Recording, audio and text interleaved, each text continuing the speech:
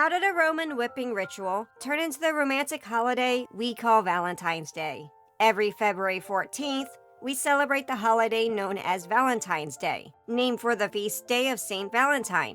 You may know it for its cheesy greeting cards, expensive chocolate, lots of roses, little cherubs, and of course, dating and love. However, when we look at early Christian calendars, they list more than a single martyr with this specific name. But to understand where the day really comes from, we have to go back much further. In ancient Rome, a festival known as Lupercalia was traditionally held on February 15th. It was a public religious festival that was celebrated near the Lupercal cave on Palatine Hill. Ancient writers describe sacrifices of goats and, a dog.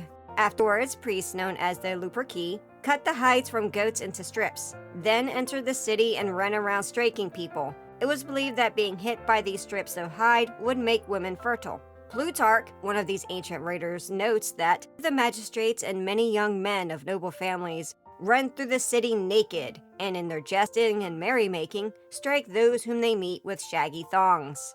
These early accounts seem to represent the festival more along the lines of a civic rite in the public space, rather than romance or courtship.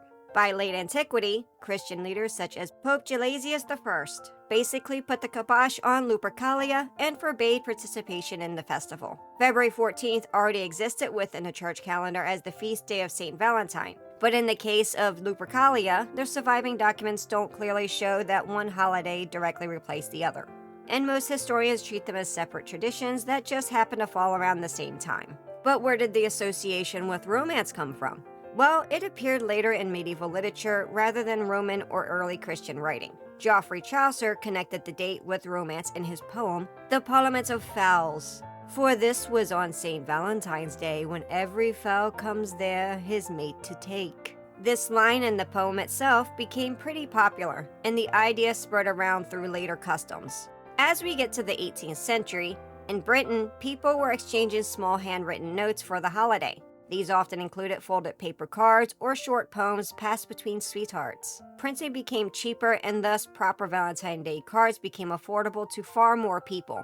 Stores began selling pre-made valentines in bulk, and what started as a curious Roman ritual eventually became a modern-day cheesy holiday now worth billions in cards and candy. So despite the flowers and chocolate, the history behind the date is a lot older and a lot stranger than most people expect. Happy Valentine's Day!